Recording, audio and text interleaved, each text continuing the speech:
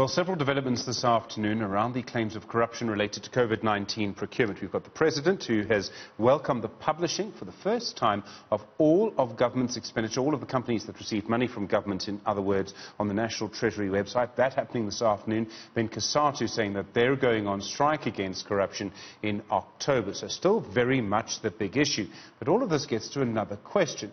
What is going wrong with the tender system that seems to have got us here in the first place? Themba Godi is the leader of the African People's Convention, also former chair of the Standing Committee on Public Accounts in Parliament. Themba, good afternoon to you. It's been a long time since we last spoke, and I'm sure you've seen all the commentary, all of the outrage about all of this. Where do you think we've gone wrong? Well, thanks, Stephen. Well, I think our major problem is rent-seeking. And rent-seeking is actually a political disease, not an administrative one.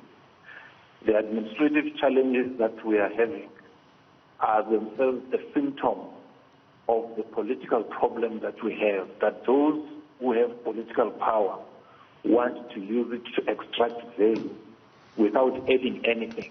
That is avenging on what is there for the public. I think that's number one. Number two, we were told that the government wants to build a capable state through the NGP. But when we look at what is actually happening vis-a-vis what has been envisioned, you see that there is a contradiction. The managers are not given the space to manage as envisaged by the Public Finance Management Act. But you have destructive political interference that turns professionals into cowering useful tools for those whose intention and ambition is to line up their pockets at the expense of the public. We know that this happens. How do we stop it from happening? I mean, it does seem from everything that's in the public domain at the moment that this is about people who know politicians, politically connected people is the right phrase, I suppose. How do we stop it from happening then? What do we do? I think it was Kwame Nkrumah who said the best way to fight against corruption is to raise the levels of public indignation. Because unless the public rises and shows its displeasure at what is happening, you've just mentioned the action that is being taken by COSATU. Are you still with us? In other words, you're saying that COSATU is a big sort of part of how this develops, of how we stop this from happening? Well, I'm saying that the action that they want to take is in itself an indication of what I term public indignation, although they are not innocent of all the mess that we're in. But I'm just saying the critical question is public awareness. Otherwise, at a conceptual level, look, Stephen, me and you know, all the legislations are there. All the regulations are there from National Treasury, but are they implemented?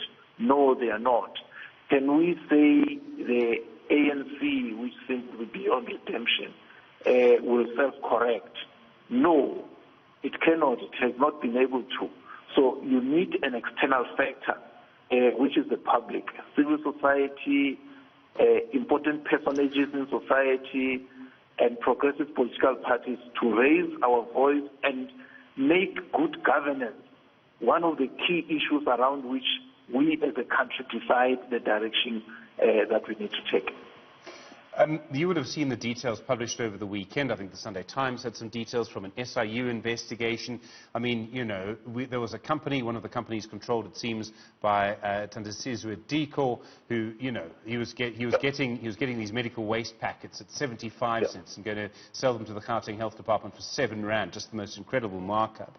Now we're going to have more details like that because of this action announced today, where the National Treasury on its website has published the names of all of the companies that have got these contracts. You and I both know what's going to happen is a group of journalists are going to burn the midnight oil for a couple of days, and they're going to look into all of these contracts. They're going to look into all of these companies. Do you think that is going to have maybe a chilling effect on corruption? It's going to make some people think again?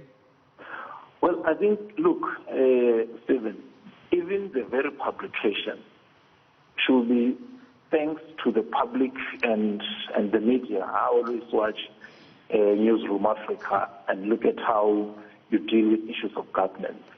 The government is not doing this out of any pleasure.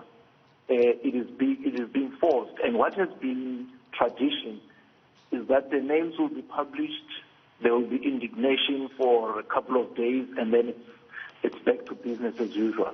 But I think the shock and the horror of this PPE corruption at a time when people were losing their lives and people were losing their jobs has shocked the nation to its core, so that I doubt if we are going to go back to the old normal.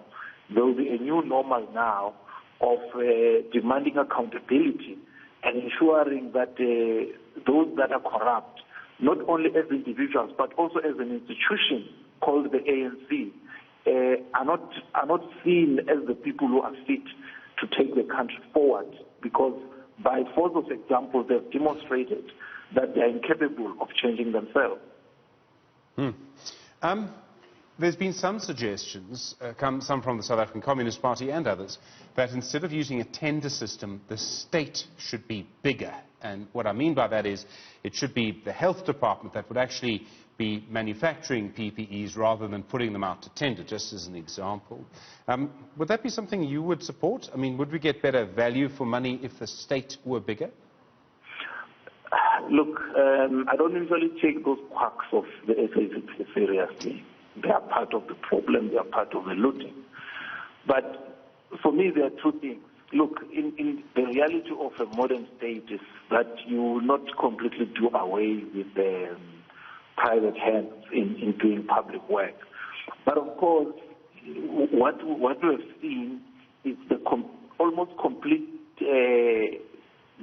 wastage of state capacity to do anything, because tendering has become a lucrative practice, especially because people always top up the amounts in order to share among themselves. Me, being the socialist that I am, I would obviously prefer a situation where the state is able to do most of the basic and fundamental public responsibilities. And if there is to be any private hands in it, it must be done ethically, it must be done transparently, and we need to have social audit when services have been provided for the public to come out and say, this is how we've experienced this service delivery, so that where there are shortcomings and where there are shortcuts, they can be exposed by the people themselves.